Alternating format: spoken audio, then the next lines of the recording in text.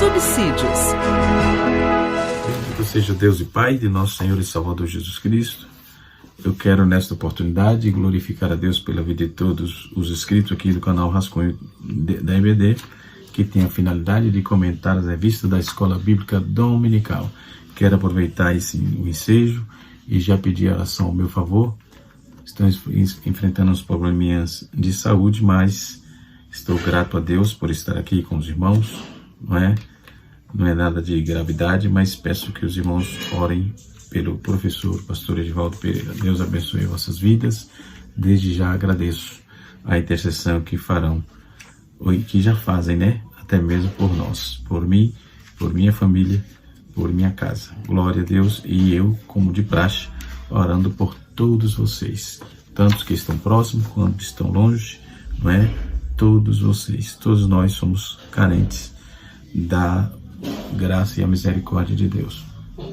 Nesta lição, nós estamos na lição de número 13, lição da classe dos jovens. Os jovens estudaram esse trimestre, o terceiro trimestre, as cartas pastorais, a saber, 1ª e 2ª Timóteo e Tito, Hoje nós vamos falar sobre a carta de Tito, quando Paulo pede para que Tito deixou ele lá em Creta, para que organize os trabalhos e combata aí os falsos doutores, Então, nós temos a importante lição para podermos aplicá-los na nossa vida, Qual era o motivo, qual era a missão de Tito em Creta, Qual era a missão dele? Como vamos compreender isso, Então, Paulo, ele coloca Tito ali, porque era também da região dele, já era a região dele, ele é daquela região. Nós vamos trazer um pouco sobre essa cidade, tá certo? Lição de número 13, Tito, organizar a igreja em Creta e reprimir os falsos doutores. Então, na verdade, nós vamos trazer aqui um esboço da carta, da epístola de Paulo a Tito, e assim sucessivamente. Então, os tópicos da nossa lição, nós temos como de praxe 3 tópicos, mas o que Paulo queria que Tito fizesse? Primeiro, pôr em ordem o que Paulo deixaria inacabado, que não deu tempo de fazer, nas igrejas de Creta, inclusive a instituição de presbíteros nestas igrejas, Ajudar as igrejas a crescer na fé, no conhecimento, na verdade e em santidade. Terceiro, silenciar falsos mestres. Silenciar falsos mestres. Importante isso aqui. Quarto, Paulo informa que, ele diz assim, vir até Paulo, uma vez substituído por Atenas, em Tíquico, capítulo 3, verso 12. Esta informação saiu daqui, dessa Bíblia aqui, Bíblia de Estudo Pentecostal, que é o carro-chefe nosso, Uma Bíblia que é cabeceira, pelo menos para mim, eu uso bastante, Eu tenho outras aqui, e até a Bíblia de Nelson aqui, mas essas aqui, sem comentários. Essa e a palavra-chave eu uso bastante, E assim sucessivamente. Tenho outras guardadas que está em caixa ainda, que pego só para pesquisar mesmo, para dar uma olhada, com respeito aos textos. Mas nós vamos dar continuidade. O título geral da nossa lição é Sejam Firmes, visto que foi a instrução do apóstolo àquelas igrejas, ok? Então hoje nós vamos falar um pouco sobre Tito. A carta de Tito ela é similar à primeira carta de Paulo a Timóteo, Elas foram escritas aí durante a viagem missionária de Paulo e depois no seu presídio, na prisão, na sua prisão, lá em Roma, nos anos 63 a 65 depois de Cristo, O texto ela nos dá uma clara ideia da livre movimentação do apóstolo naquele período da missão, e que não sabemos aí até que ponto ocorreu, A carreira de Paulo foi interrompida na sua nova prisão e envio a Roma, de novo, né? Então Paulo escreveu a Tito para orientá-lo acerca da organização da igreja na ilha lá de Creta, né, que enfatizava a necessidade de refutar os falsos mestres, de ensinar os crentes conversos, né, e os crentes cretenses que já tinham ali, e trazer o modelo ideal da vida cristã, né? Nós vamos trabalhar um pouco, a priori, Timóteo, depois vamos falar um pouco sobre Creta, os cretenses, e aqueles hábitos daquele povo, não é? E assim sucessivamente. Pelo tópico 1, nos diz assim: Tito, Cretas e os cretenses. Tópico número 2, a missão de Tito. O tópico número 3, exortações gerais. Ok? Quando vamos trabalhar isso, Tito não é mencionado no livro de Atos, né? Como nas bases das epístolas, nas demais epístolas, que como vamos observar, fica evidente que ele era um colaborador mais chegado a Paulo, né? Como não era judeu, ele serviu no caso de teste, quando a visita de Paulo a Jerusalém, ajudando a esclarecer situações de convertidos não judeus na igreja cristã naqueles dias. Isso está em Gálatas, capítulo 2, versículo número 1 a 4. Né? Mais tarde, quando, apesar do trabalho de Timóteo ter surgido problema lá em Corinto, né? Paulo escolheu Tito para resolver uma situação. Ele obteve êxito e acabou por estabelecer um ótimo relacionamento com aquela igreja. Isso aqui, irmão, realmente essa lição de jovens, ela veio um estudo para o obreiro, um estudo muito contundente para o obreiro, porque visto que as cartas pastorais é muito comum hoje nas igrejas, quando se tira um pastor de um lado, coloca para outra congregação, não é? O camarada não pode falar do companheiro que saiu, deixa o companheiro que saiu, ele foi para outro lugar, ou muitos entregam a igreja por não tá tendo condições de exercer o seu ministério ali. Então cada um tem uma particularidade, uma peculiaridade, e isso deve ser considerado e respeitado pelo companheiro que entra, né? Paulo havia passado por Creta, aberto os trabalhos, mas ele entendeu que faltava mais coisas, né? Então isso é bom a gente entender. Nós nunca seremos necessário. Nós podemos ser útil. Sempre falo isso nas minhas preleções, nos ensinos, quando estou falando diretamente ao obreiro também. E aos jovens que estão aprendendo essa lição, nós jamais seremos necessários.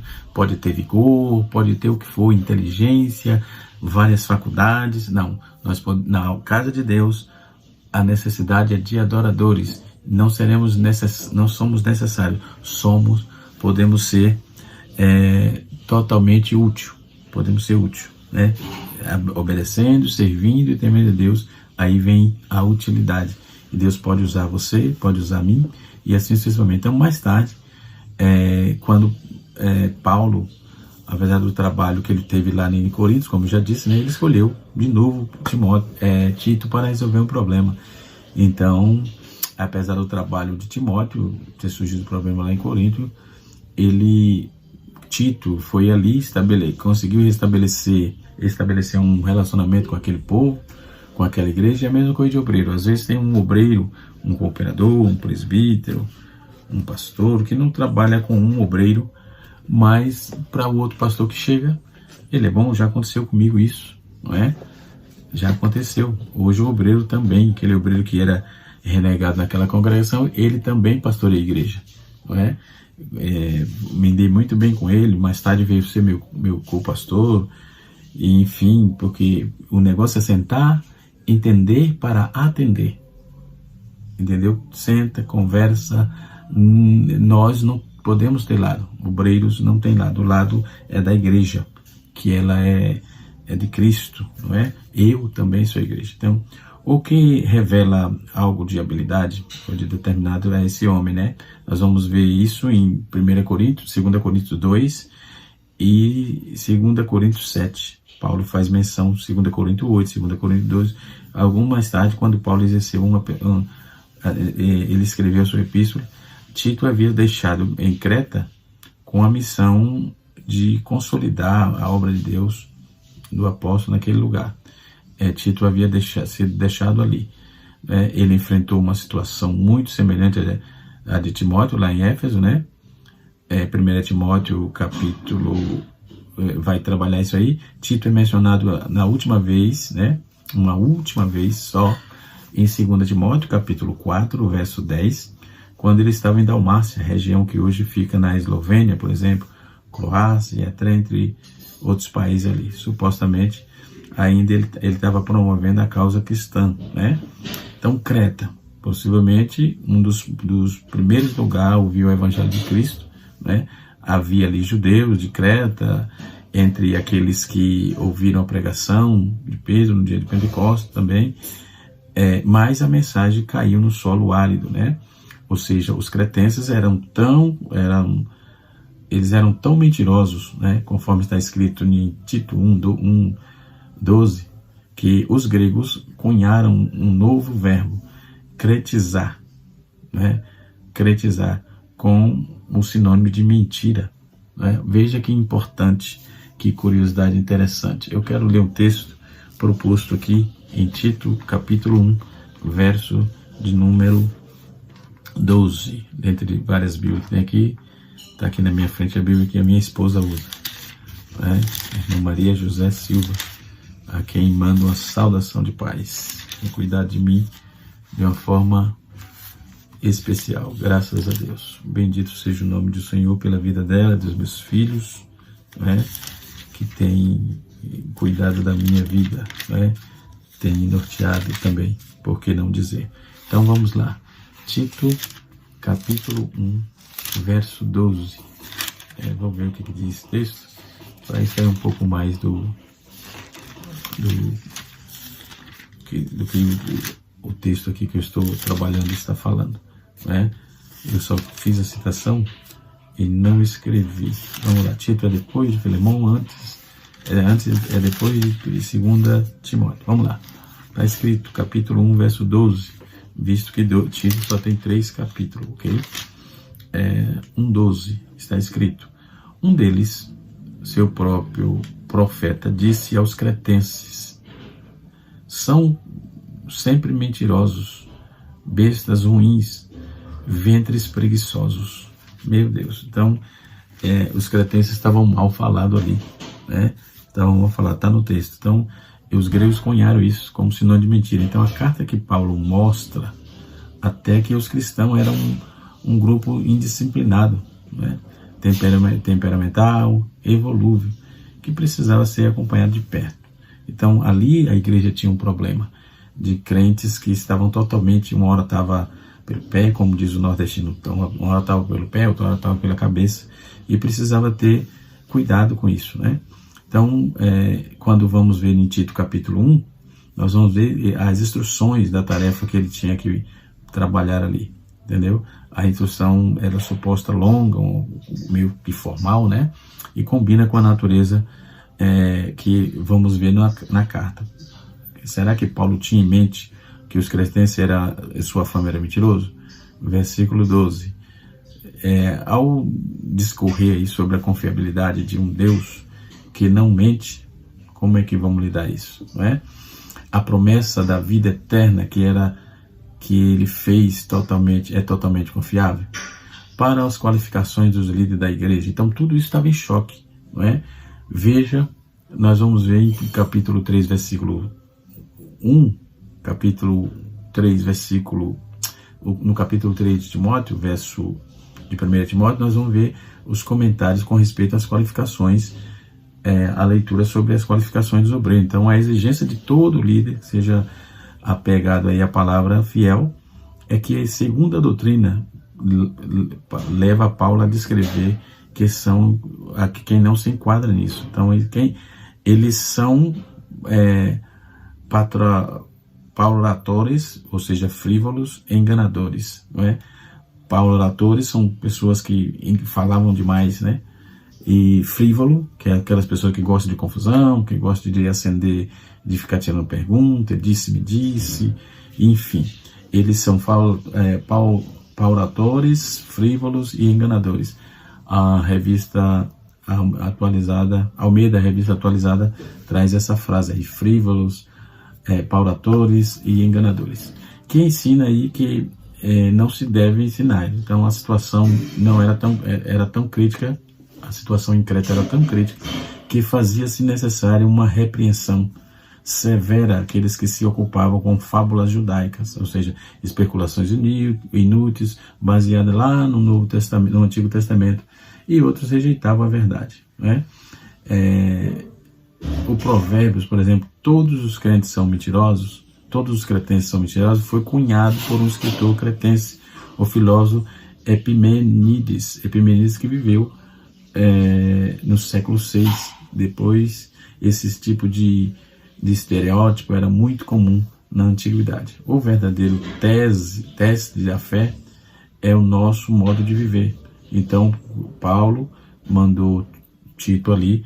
Uma das coisas, dos problemas era esse: trazer de volta a credibilidade daqueles que servem a Deus, mas que os que não servissem fossem reprimidos, né? Reprimido. É isso que está no texto. Então, o comportamento dos cristãos pode até desacreditar ou favorecer a mensagem cristã. As instruções de Paulo estão longe de ser elogio ao temperamento dos cretenses. Não, ele era naturalmente ali agressivo, né? Briguento, desobediente, desrespeitoso para com as autoridades e chegado ao vinho. Mas a vida cristã requer disciplina, obediência, respeito, né? Que tem que respeitar os outros. Paulo tinha uma instrução para os mais velhos dali, tinha instrução também para os jovens, não é? Nós vamos ver isso em Tito 2, 5 e 6. O próprio Tito deveria dar exemplo, capítulo 2, versículos 7 e 8.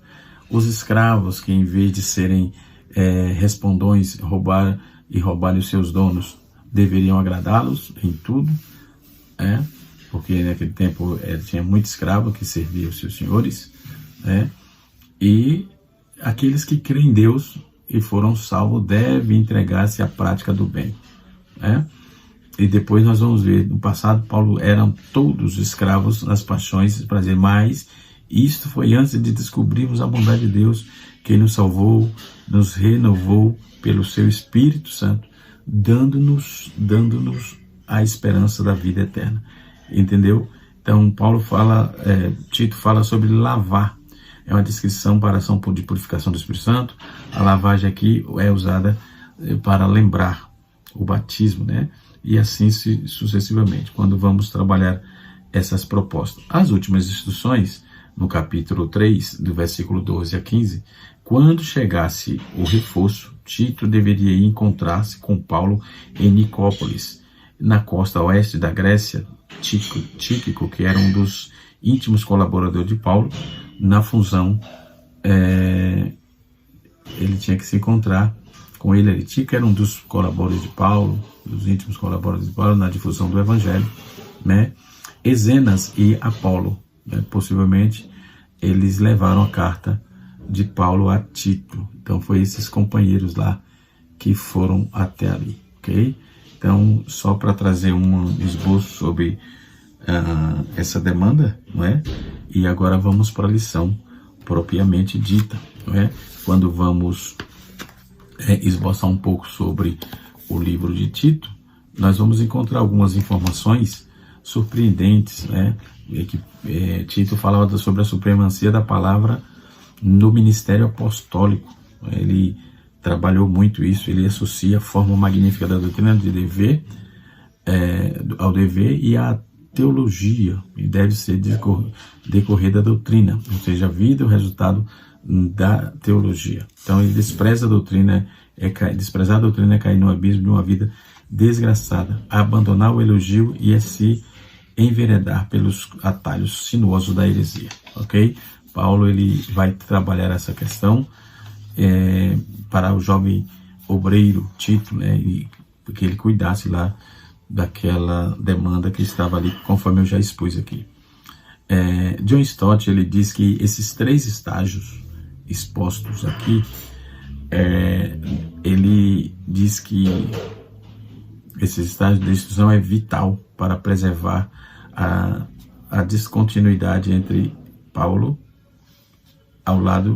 de um lado Timóteo e de outro Tito, e os pastores de igrejas de outro, entendeu? Então ele diz assim, quando as epístolas de Paulo, né, nós vamos ver que a escrita por ele, em breves delas, as cartas pastorais são orientações práticas do veterano obreiro Paulo aos seus filhos na fé, a saber, Timóteo e Tito. Isso serve para nós nos dias de hoje, não tenha dúvida nenhuma. Deve ser aplicado, precisa ser aplicado em nosso ministério, em nossa vida, em nosso andar, em nosso desenvolvimento, ok? Ensinando-lhe a maneira certa de origem, de frente à igreja, né? Como repreender, como representantes do apóstolo, os pastores do rebanho, né? Então, quanto à epístola aqui de Paulo a Tito, nós vamos ver que está correto dizer que a ênfase desta carta é a doutrina e o dever de 3 esferas, né? Igreja, família e mundo. Então, Tito escreve sobre ele aponta essas questões: igreja, família, igreja e mundo, né? Então, como vamos lidar dentro dessa propositura?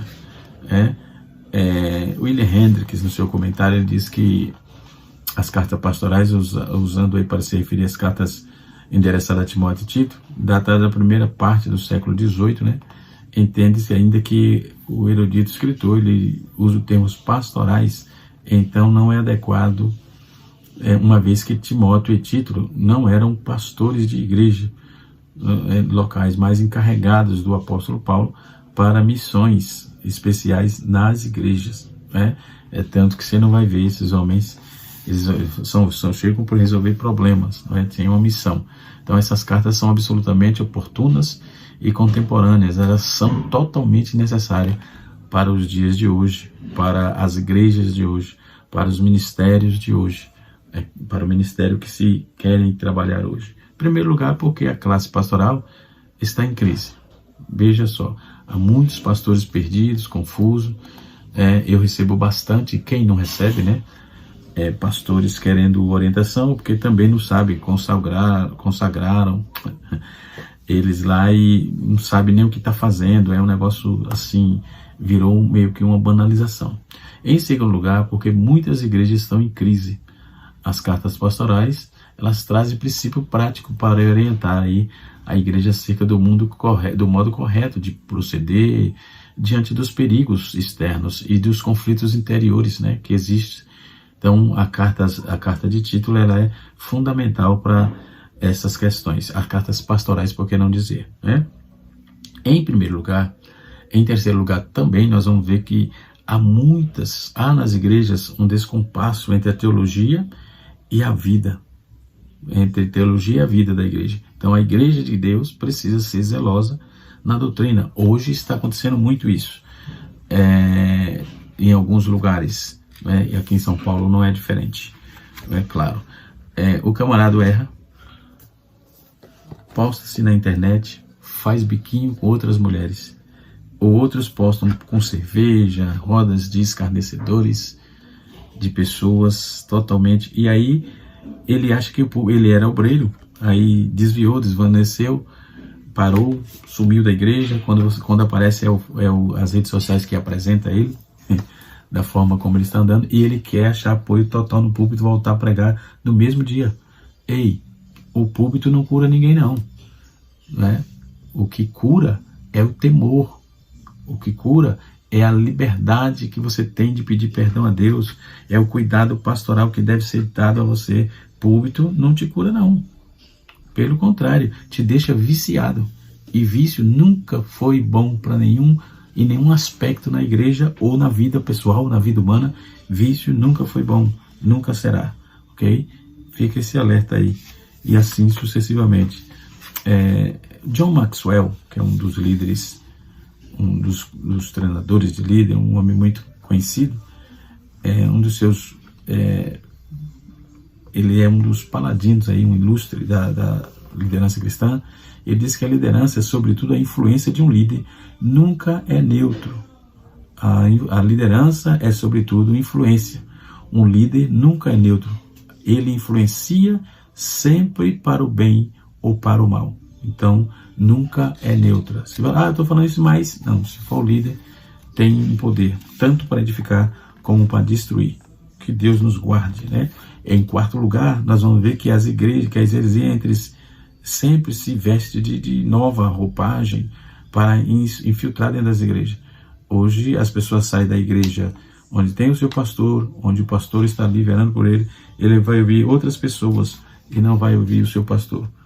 Ora, alguma coisa está errada. Tem alguma coisa errada. E não é alguma não, várias, né?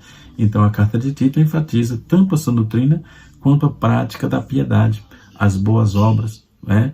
Nós vamos ver que o fato de estarmos vivendo sobre a avassaladora influência da pós-modernidade, com o seu subjetivo pluralismo e outras, as pessoas têm aversão pela verdade, rejeitam peremptoriamente a concepção e até mesmo a possibilidade de existir verdade absoluta. Nesse contexto, o relativismo doutrinário e moral é maravilhoso, né? Entender que Paulo, nesse contexto de relativismo doutrinário e moral, é maravilhoso entender que Paulo ordena Timóteo e Tito a nada mais, nada menos, nada menos de 10 vezes para ensinar a igreja a sã doutrina, a verdade absoluta, ok? Então, precisamos tomar cuidado com o que estamos vivendo, jovens. Muito modernismo e modismo, né? Tem pregador modismo, tem cantor modismo, tem igreja modismo, muita frescurinha, muita, sei lá, desculpa a expressão, mas é um negócio assim totalmente fora de qualquer contexto bíblico, sociológico, né, e filosófico. Eu estou falando dentro da sociologia bíblica, dentro do contexto bíblico. A salvação, Tito apresenta ela em 3 aspectos, né? Tito fala sobre fé, conhecimento e piedade, né? Tito, ele apresenta também 2 vezes 3. Ele vai falar sobre esperança, verdade e revelação. Tito também apresenta as 3 vezes 3, que é chamado assim, considerado assim, graça, misericórdia e paz. Graça, a carta de Tito inicia a palavra com graça e termina com graça, né? Nós vamos observar que misericórdia, a graça provém da misericórdia de Deus. A misericórdia de Deus é o sinal da compaixão de Deus diante de nossas fraquezas, né? Ele é o Senhor vindo ao nosso encontro, né, devido às suas necessidades, as nossas, aliás, necessidades. Então o Senhor sabe das nossas necessidades, Ele conhece, por isso Ele tem misericórdia de nós. Então, quando Tito fala de paz, não precisamos executar nossas tarefas como se fosse um fardo, nem por medo de Deus ou estressados, porém, podemos agir na paz que temos com Deus através do nosso Senhor e Salvador Jesus Cristo, mediante a graça e a misericórdia e a paz. Então, torna-se fácil trabalhar, né? Então, é maravilhoso saber que ponto realizar nossas tarefas, auxiliando-os aí nos trabalhos do Senhor, né? A palavra Salvador é mencionada 6 vezes na carta de Tito, né? Sendo que 3 vezes delas refere-se a Deus Pai, né? E 3 vezes refere-se a Jesus Cristo. Então isso mostra a unidade entre o Pai e o Filho, né? Então a carta é uma carta muito interessante, uma carta intrigante, uma carta muito boa, que traz aí ensinos sobejos para nós, não é? Nós vamos observar ainda sobre Tito, né?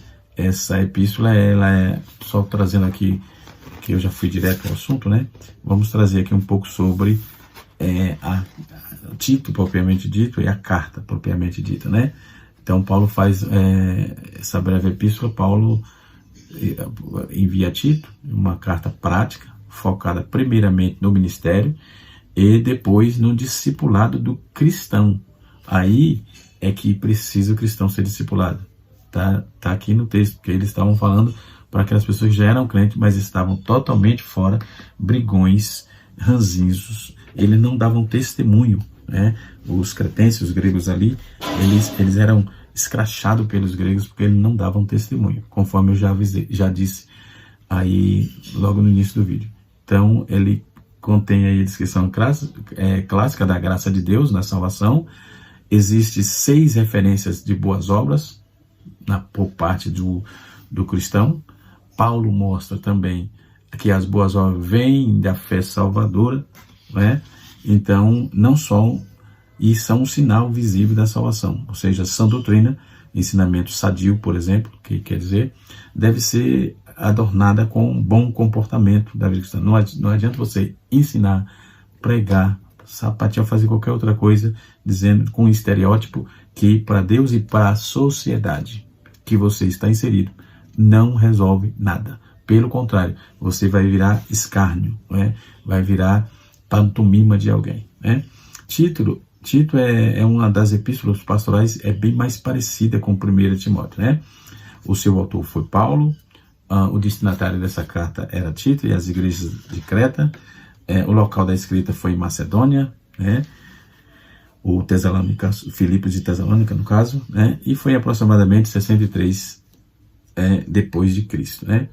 E a palavra mais apontada ali é boas obras, que é kalaerga. Kalaerga quer dizer boas obras no grego, né?